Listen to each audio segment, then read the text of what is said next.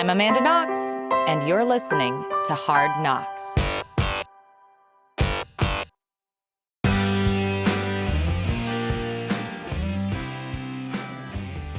A man on Twitter told me to put on some makeup. I'd posted a short video promoting the first episode of a podcast I've been working on for months. Nothing glamorous, just me talking to camera, telling people about something I was proud of and excited to share. Specifically, his comment was, "Jesus, put some makeup on." I don't wear makeup. For special occasions, sure, but otherwise, it's too expensive, too much of a hassle. I think I look better without it anyway. Oh, and I was globally vilified and lost years of my life to prison because I was accused of being a femme fatale who weaponized her appearance and lured men into raping and murdering her roommate for kicks. It's taken me a long time to stop letting accusations leveled at me by prosecutors and the tabloids dictate how I show up in public. So when a random man on Twitter judgmentally tells me to put on some makeup, he's poking a deeper wound than he probably realizes. So I generated a quick AI image of Jesus wearing makeup. Get it? Jesus put some makeup on. What came back was glorious. A Renaissance-style painting of the classic Jesus with the brown hair and the blue eyes and the pale skin, crown of thorns, but with fabulous blue and purple eyeshadow, contour on the cheeks, cherry red lips. Perfect. I quote tweeted the jerk, attached the image, and wrote one word. Fine. Then I put down the phone and played with my kids until bedtime. The next morning, it had over 2,000 retweets and 29,000 likes. It also had 445 comments, lots laughing with tears emojis, and some choice responses like, "And the Lord looked upon his begotten Son and said, 'Slay, Diva.'"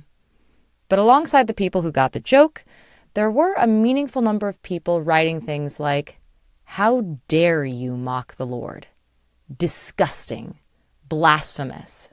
If you haven't guessed already, I am an atheist. I don't believe in any gods, from Zeus to Odin to Yahweh. But I do believe Jesus was a real historical figure, because there's solid evidence for that. I also think that he was likely an enlightened person who had a transformative experience not dissimilar to the sense of oneness and connection people often feel on high doses of psychedelics. He held genuinely enlightened ideas for his time, and I respect that. I also respect people who have faith in him and his ideas, like Don Saulo, the prison chaplain who became one of my closest friends during my prison years. Don Saulo is a deeply devout Catholic and one of the wisest and most compassionate people I've ever met. He'd probably laugh at the image.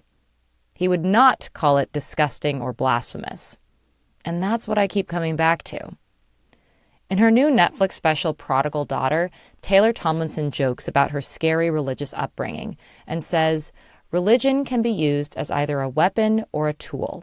If you are using religion as a weapon to control, manipulate, scare people, to make yourself feel superior to everyone else, fuck you. That's not what it's for. You are not using that correctly. You are using a vibrator as a back massager, and we're all fucking laughing at you." I think the impulse to proclaim blasphemy and use religion to control, manipulate, and scare people are one and the same. It all comes down to fragility. Don Saulo's faith is not fragile. Neither is the faith of people like Mary Karr, one of the funniest, most clear-eyed writers I know, who is also a devout Catholic. The version of faith that Mary and Don Saulo practice is robust enough to survive a joke. Jokes don't even register as a threat. But they are hardly universal models. Historically, blasphemy was often punished by death. In some places today, it still is. Right now, there are dozens of people sitting on death row in Pakistan for blasphemy, which is ironically a safer place to be than in the streets at the mercy of the mob. At least 85 people in Pakistan have been killed by vigilantes since 1990 over accusations of blasphemy. In 2011, the governor of Punjab, Salman Taseer, an outspoken critic of Pakistan's blasphemy laws, was shot 27 times by his own bodyguard, all because he'd publicly supported a Christian woman sentenced to death for blasphemy. More than 500 clerics celebrated his murder, and his killer was showered with rose petals. In the secular West, we've largely agreed that blasphemy laws are incompatible with free societies. The Charlie Hebdo massacre in 2015 made this argument most vivid. The magazine had published satirical cartoons of the Prophet Muhammad, and 12 people were murdered for it. The response across most of the democratic world was clear. Free expression includes the right to criticize, mock, and satirize religious figures and ideas. A society where you can be killed for drawing a cartoon is not a free society. I'm with Charlie Hebdo on this, politically and philosophically. The right to criticize any idea, including religious ones, is essential. You don't get to wall off your beliefs from scrutiny just because those beliefs are sacred to you. That's not a special privilege that religion can claim. But here's the thing. I wasn't doing what Charlie Hebdo was doing. I wasn't making a political statement about religion. I wasn't saying anything about Jesus or Christianity or the nature of belief. I was responding to a rude man by twisting around his own words. The blasphemy was entirely incidental, a byproduct of me being petty and funny. That distinction, it turns out, doesn't matter at all to the people who were offended. The people who accused me of blasphemy were not responding to a critique of their faith. I made no critique of their faith, but blasphemy doesn't require intent or malice. All it requires is that something sacred was treated as not sacred. That's enough. Hard Knocks is brought to you by Hero Bread. That's hero.co. And man, we like Hero Bread. Well, not just because of the bread, but... Well, because I just realized that they have noodles. And this is a game changer because now that spring is coming around, I want to eat one of my favorite things, which is Thai peanut noodle salad. And it's now delicious. You can do so with low net carb. 0 grams of sugar. Yeah. And you can have your everything bagel sandwich with what? 19 grams of protein. Okay, awesome. So this is exciting. We're excited about it. You should be excited about it too. You can get 10% off at checkout if you put Knox in that for that little code at hero.co. And yeah, if you're ready to shed some wintertime layers and get ready for summer, well, we are too. And Hero Bread's a part of that journey. Sacred things occupy a special place in the mind of the believer. They are untouchable, above the fray, beyond criticism, humor, recontextualization, and even a fabulous glow-up. Blasphemy norms and laws are an attempt to cement status and send the message, this is a thing not like other things, and if you treat it like other things, you will be shunned or even harmed. There's a saying in Zen Buddhism, if you meet the Buddha on the road, kill him. And this is why I love Zen. The point is that any sacred image or concept you've constructed around the Buddha is itself an obstacle to genuine understanding. Clinging to a sacred image is a spiritual trap. Enlightenment requires you to be willing to let go of the image, even destroy it. If you can't kill the Buddha, you've replaced spirituality with idol worship. There are no sacred cows in Zen. Even the teachers are not above scrutiny. The whole tradition is built on the idea that the moment you make something untouchable, you've stopped thinking clearly about it. My husband even recently did something quite funny and very Zen during koan practice with our abbot. He walked into the office, bowed, then said, "There's a note out there for you. It says it's urgent." So when the abbot got up from his cushion, my husband quickly sat down in his place.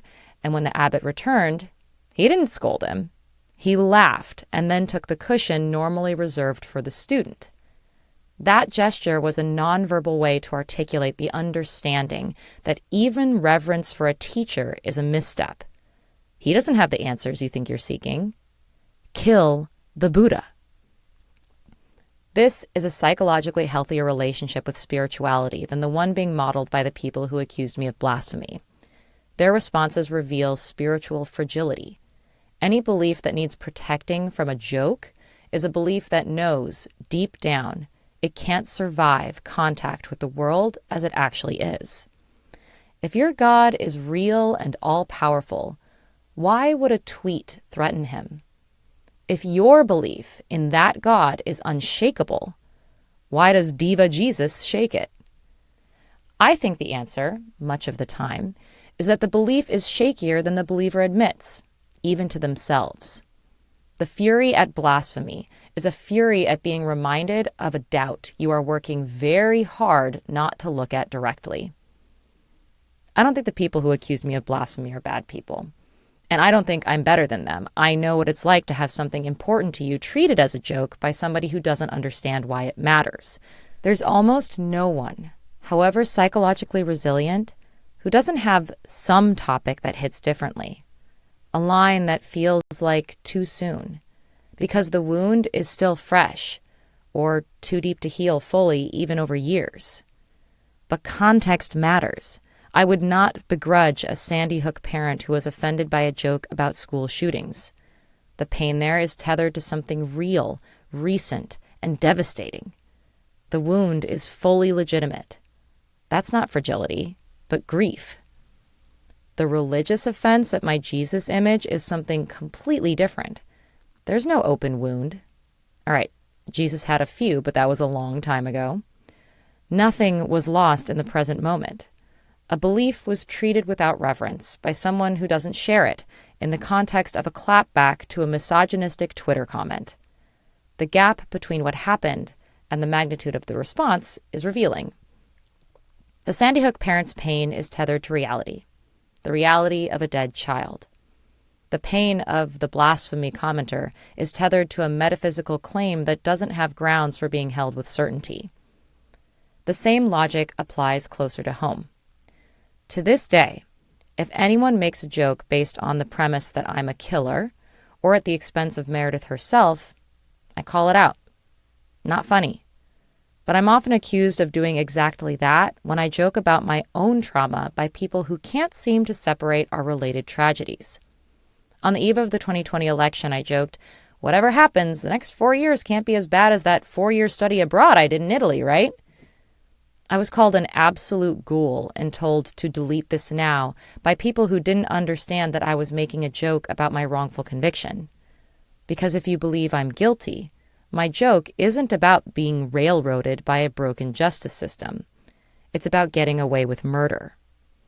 And that belief, that I'm somehow guilty despite the evidence, works exactly like a fragile religious belief.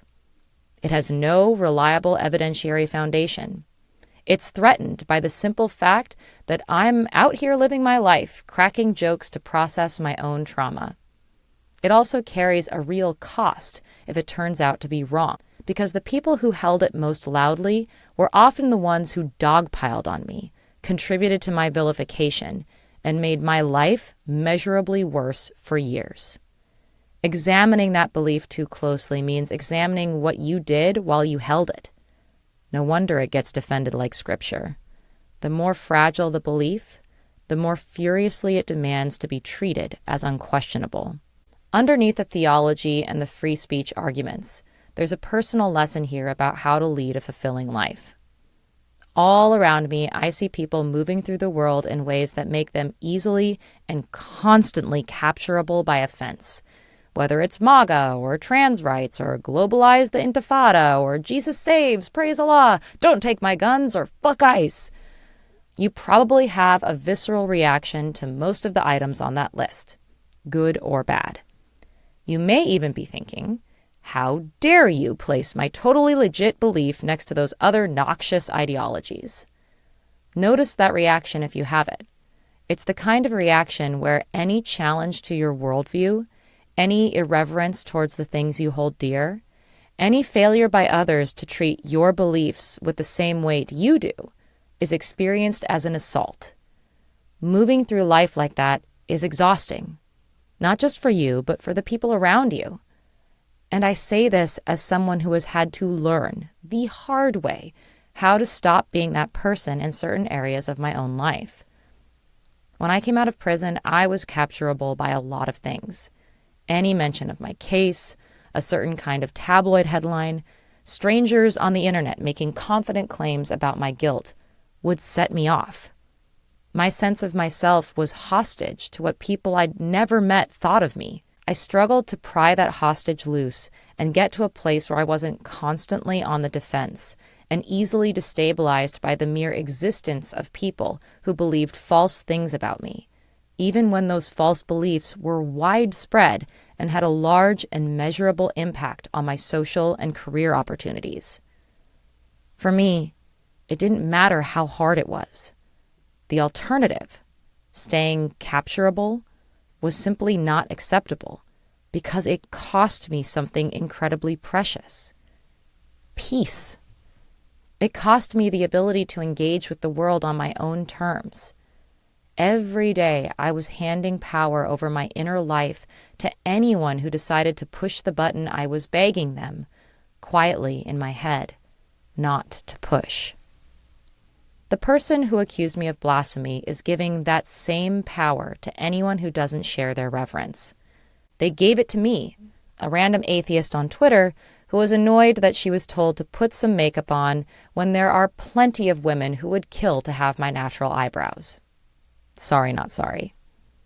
Their belief was so fragile that it was threatened by an ahistorical representation of Jesus, who, by the way, has almost exclusively been represented ahistorically.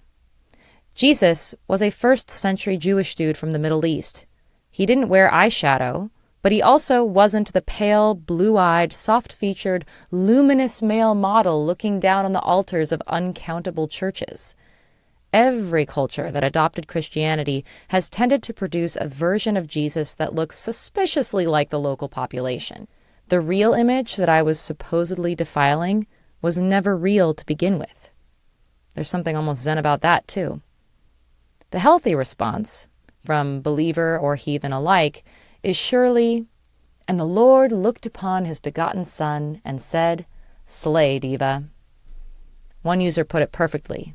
Finally, an historically accurate depiction of Jesus.